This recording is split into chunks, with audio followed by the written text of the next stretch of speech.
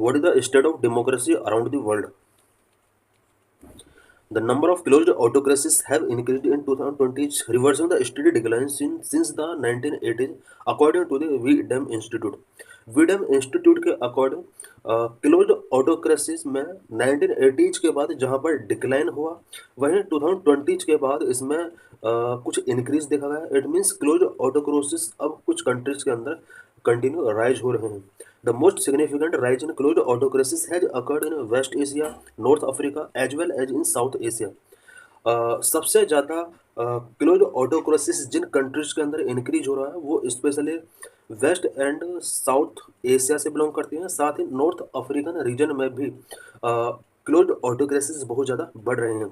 In Europe and central Asia liberal democracies are rapidly shrinking while electoral democracies are gaining ground. बात अगर Europe and central Asia की जाए, यहाँ पर liberal democracies rapidly shrink हो रहे हैं एंड इलेक्टोरल डेमोक्रेसीज यहाँ पर बहुत ज़्यादा बढ़ रहे हैं।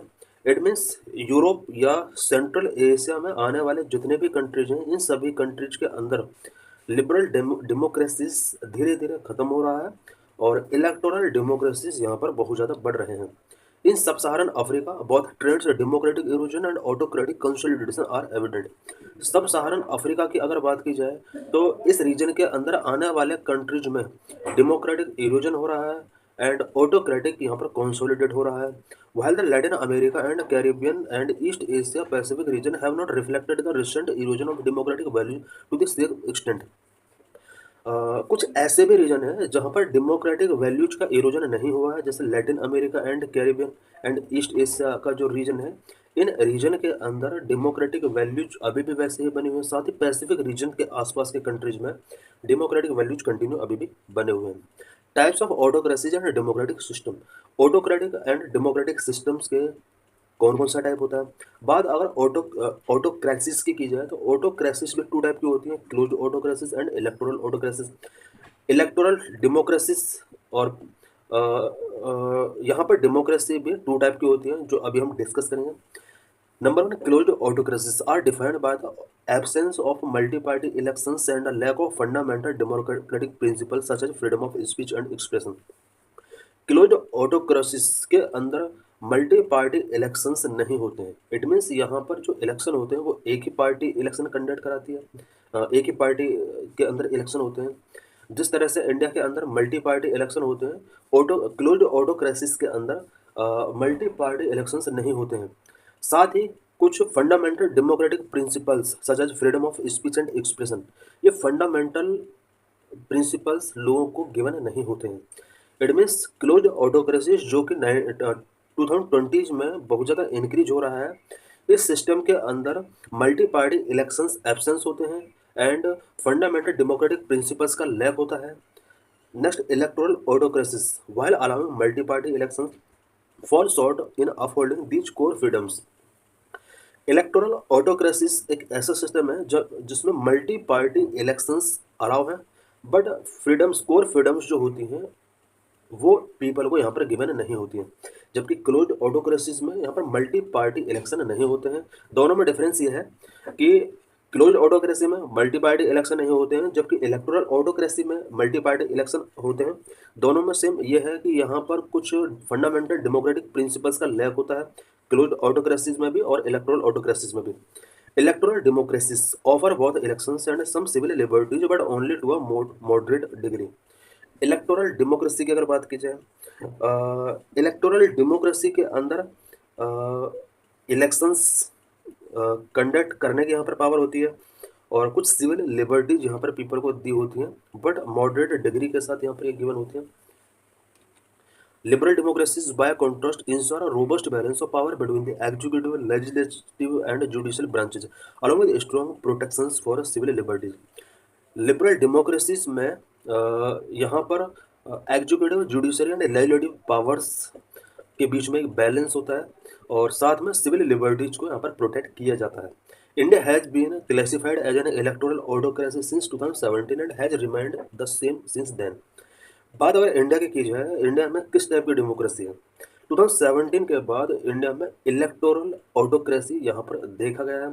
इलेक्टोरल ऑटोक्रेसी में क्या होता है कि मल्टी पार्टी यहाँ पर सिस्टम है और मल्टी पार्टी यहाँ पर इलेक्शन में पार्ट टेकिंग करती हैं, बट यहाँ पर कोर फंडामेंटल प्रिंसिपल्स का लैक अब बढ़ गया 2017 के बाद। ये तो श्योर है कि इंडिया के अंदर ऑटोक्रेसी स्टार्ट हो चुका है 2017 के बाद। अब इसमें भी टू कैटेगरी होती है, इलेक्टोरल ऑटोक्रेसी या फिर क्लोज्ड ऑटोक्रेसी। तो हमारे इंडिया के अंदर 2017 के बाद इलेक्टोरल ऑटोक्रेसी यहाँ पर एस्टेब्लिश हुआ है। Public opinion. Public opinion survey also indicate a growing preference for strong leaders who can make decisions without interference from courts or parliament in some countries, including India. Public opinion ये है कि public को एक ऐसा strong leader चाहिए जो कि without court और पार्लियामेंट के इंटरफेयर के डिसीजंस मेक कर सके, और इस तरह का जो ट्रेंड चल रहा है वो इंडिया के अंदर चल रहा है। At the same time support for representative democracy has decline in many countries including India. Including India बहुत सारे कंट्रीज में रिप्रेजेंटेटिव डेमोक्रेसी के लिए सपोर्ट अब यहाँ पर नहीं है। रिप्रेजेंटेटिव डेमोक्रेसी जहाँ पर लोगों को वोट देकर अपने लीडर को चुनना होता है, और ये सिस्टम अब लोग भी चाहते हैं कि ये बार बार का जो इलेक्ट किए हुए प्राइम मिनिस्टर का जो पंगा है इसको ख़त्म किया जाए, और लोगों की डिमांड है कि अब लाइफ टाइम के लिए किसी प्राइम मिनिस्टर को कंटिन्यू रखा जाए। The following findings are based on data from a Pew research center survey. अभी हम प्यू रिसर्च सेंटर सर्वे के डाटा के बेस पर कुछ फाइंडिंग्स को यहाँ पर डिस्कस करेंगे।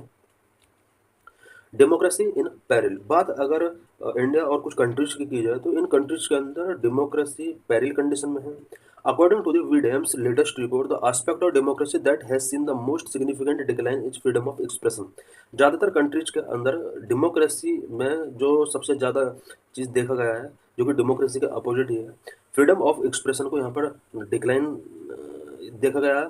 This include key components such as government censorship of media, restrictions on academic and cultural expression, and the harassment of journalists.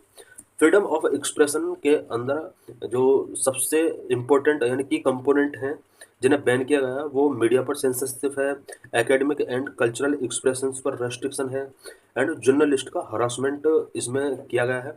A total of 44 countries including India have experienced deterioration in this area. About 44 countries के अंदर freedom of expression कहीं ना कहीं deterioration हुआ है, including India. Equally concerning is the growing use of disinformation and political polarization by government worldwide. World government के द्वारा कुछ डिसइन्फॉर्मेशन का यूज किया जा रहा है, पॉलिटिकल पोलराइजेशन यहाँ पर मैक्सिमम कंट्रीज के अंदर किया जा रहा है। Disinformation tactics have been employed by government in 31 countries including El Salvador, Georgia, Hungary, India and Serbia, the report added. V Dem की लेटेस्ट रिपोर्ट के अकॉर्डिंग डिसइन्फॉर्मेशन गवर्नमेंट के द्वारा स्प्रेड की जाती है, और अबाउट 31 कंट्रीज जिसमें इंडिया भी इंक्लूड है, डिसइन्फॉर्मेशन गवर्नमेंट के द्वारा बहुत ज़्यादा स्प्रेड की जा रही है। More wide spread however is the search in political polarisation which has intensified in 45 countries. Political polarization बहुत ज़्यादा सर्च हो रहे हैं। Report highlight that most autocratizing countries have toxic level of polarization citing Hungary, India and Peru. बहुत सारे countries के अंदर political polarisation हो रहा है जिसमें इंडिया भी इंक्लूड है। Additionally the report note a sharp rise in government intimidation of opposition parties during election period. This trend has worsened in 21 countries. Government intimidation of opposition parties, यानी opposition parties के द्वारा यहाँ पर government की तरफ से intimidation किया गया है, ये भी अबाउट 21 कंट्रीज के अंदर देखा गया है, इंक्लूडिंग इंडिया भी इसमें आता है। Another area of concern is the increasing threat to the autonomy of election management bodies. Election management bodies की autonomy के लिए भी यहाँ पर threat है। Attack have become more common in 21 of the 45 autocratizing country including Russia and Indonesia. कुछ country ऐसे हैं जहाँ पर इलेक्शन मैनेजमेंट बॉडी की ऑटोनॉमी के लिए भी थ्रेट यहाँ पर शो हुए हैं। Press freedom in India. As of 2024, India ranked 159 out of 180 countries surveyed by Reporters and Frontiers. Sans Frontiers की एक रिपोर्ट के अकॉर्डिंग स्पेशली यहाँ पर इंडिया का जो रैंक है, प्रेस फ्रीडम ऑफ इंडिया का जो रिपोर्ट रैंक है इंडिया का, वो 180 कंट्रीज में से 159 रैंक है। The last time India ranked with in top 100 countries was in 2002। Last time 2002 में इंडिया का जो रैंक था वो टॉप 100 कंट्रीज में था। The decline in ranking become steeper since 2022 with India ranking plummeting below 150। 2022 के साथ अगर कंपेयर किया जाए तो इंडिया का रैंक डिक्लाइन हुआ है। हम देख सकते हैं कि ग्राफिकल रिप्रेजेंटेशन दिया हुआ है। In 2023, India's ranking reached the lowest 161 of the 180 nations surveyed. 2023 के साथ अगर कंपेयर किया है, बिकॉज 2023 में इंडिया का जो रैंक था 169 रहा है, और 2023 में ये जो रैंक था वो लोवेस्ट था 180 कंट्री के कंपेयर में। हम देख सकते हैं ग्राफ में 2002 में इंडिया का रैंक क्या था, 2012 में क्या था, 2024 में क्या रहा। 2024 में हम देख सकते हैं कि ये जो ग्राफ है वो सबसे डाउनवर्ड शो हो रहा है, 161 रैंक था 2023 में। 2024 में अब हम देख सकते हैं 159 रैंक हो गया। Trends across regions. As of 2024, 20% of the 179 countries assessed are close autocracies, up from 12% in 2019। 2019 में जहाँ पर 12% कंट्रीज के अंदर, स्पेशली 179 कंट्रीज का डाटा है, 12% कंट्रीज के अंदर यहाँ पर क्लोज ऑटोक्रेसिस हुआ करता था। बट 2024 में क्लोज ऑटोक्रेसी यानी 5 ईयर्स के अंदर ये 20% तक इंक्रीज हो जाता है। इट मीन्स अब से 5 साल पहले 2019 में अबाउट 12% कंट्री ऐसी थी जहाँ पर क्लोज ऑटोक्रेसिस था, बट अब 5 साल के बाद 2024 में 20% कंट्रीज के अंदर अब ऑटोक्रेसिस यहाँ पर बढ़ चुकी है, specially close autocracies. In the same period the share of liberal democracies are decline to 16% from 21%। Liberal democracy 2019 में जहाँ पर 21% कंट्रीज के अंदर हुआ करता था, वहीं अब ये 5% का डिक्लाइन होकर 16% पर आ जाता है। हम ग्राफ में देख सकते हैं south Asia in 2024 no liberal democracies were identified. यहाँ पर ये graphically south Asia, sub Saharan Africa, Europe and central Asia, east Asia and Pacific, Latin America and Caribbean, west Asia and north America से related